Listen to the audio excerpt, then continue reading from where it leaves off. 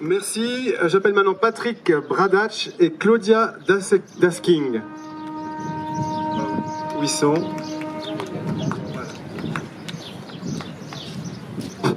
I'd like to prefer to speak from the chair. Hello, Geneva.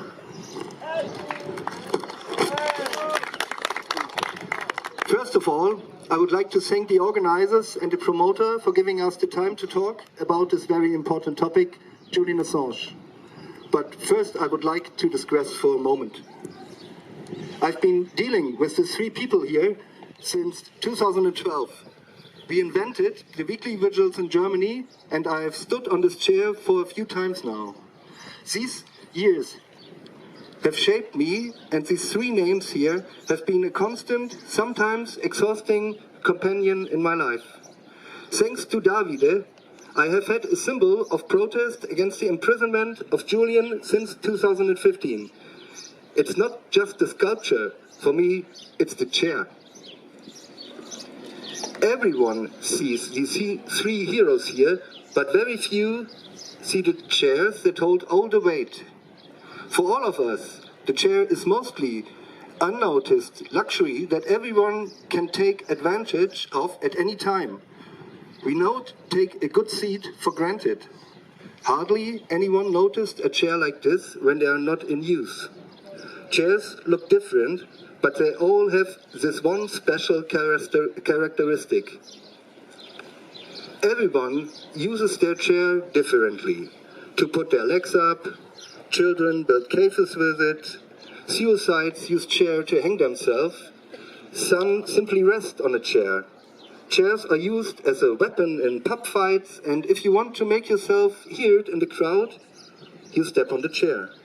You can even sit on chairs that do not belong to you, at the airport or in a shopping center, for example. Such a chair has become a matter of course over the years, just like the right to be able to say what you want and to express your opinion openly, and as a journalist to provide people with the truth. One day, the right of whistleblowing should also be included in the law books. Imagine you would have to live without chairs. That would often be very uncomfortable, and that is also the case with our freedom of expression and freedom of the press. When we have lost them, we only noticed how uncomfortable and difficult it can be without them. This is precisely why we need secure and pristine information. The journalists have the duty to provide us equally with independent information, and not only the careful selected information released by the people who try to dominate and lead us behind the facade of monarchy and democracy. Lately, I've been thinking more and more of Julian when I look at this mass media, but not because his case is being clarified or reported, no. But because intensely and one-sidedly only about cases like Mr. Navalny or Mr. Protasevich is reported without ever pronouncing the name Assange. Also, these cases can be compared with one another. Now it is slowly becoming apparent that double standards are being used here, and Claudia will tell you something more about this.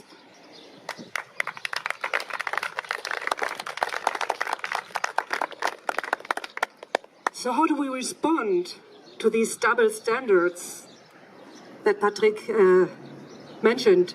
How can it be that the name of this guy, of Julian Assange, is still so stained after all the detective work that uncovered the smear campaigns? Well, one reason is probably that a lot of money has been spent by professional story makers. Pentagon spending billions on PR to dominate world opinion. A Fox News headline from 2009, quoted in a book I found by Julian Assange. $4.7 billion, quote, to win the hearts and minds, to ensure the continuation of wars. Gagner les cœurs et esprits pour garantir la continuation des guerres. An enormous investment into the media we draw our truths from. At another point in this book, which is mostly about Google, he says, what is to be done against this. He says people need to engage in an intellectual defense against this manipulation by rhetoric. So how do we defend our minds? And how challenge the journalists who fearfully or lazily stay on the safe side? Do we wave the flag of despising the mainstream media like so many people do? No, I don't think so. We should communicate with the journalists, write them letters, no hateful comments online. Journalists nowadays get too much of this. So just write them respectful letters telling them to turn the headlight on the work of these people and on the work of Julian Assange and WikiLeaks. And focus on what WikiLeaks published for us. Poke their noses into the enormous archives of WikiLeaks. Send them the leak. You can find WikiLeaks on WikiLeaks or on Wikipedia in chronological order. Or beautifully narrated by our friends of Belgium for Assange. Tell them to go do the interviews with the witnesses of defense of the court show in London in response to the scandalous exclusion of the press, like Swiss online magazine Republik did, for example. Remind them that journalism is about that, about shining the light on war crimes. Pick journalists you like, then it is much easier to beg them to do their work better. Tell them to go on strike for the profession, like recently did the Australian press against government persecution when they blackened their headlines collectively. And finally, for us, the citizens as activists, the same applies. Let us be honest to say what we know and where we know it from. Let us admit what we don't know. Check our opinions about people, about alleged facts, which our brains might only have breathed in because we have heard them so often. Let us struggle for truth and struggle for the freedom of Julian Assange.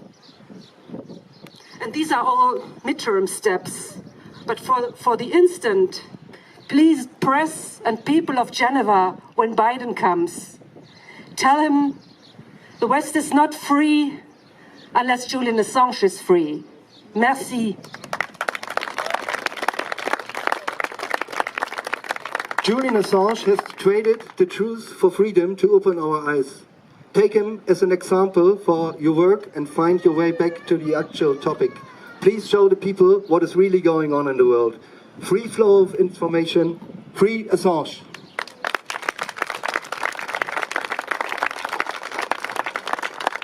Thank you very much. Merci beaucoup.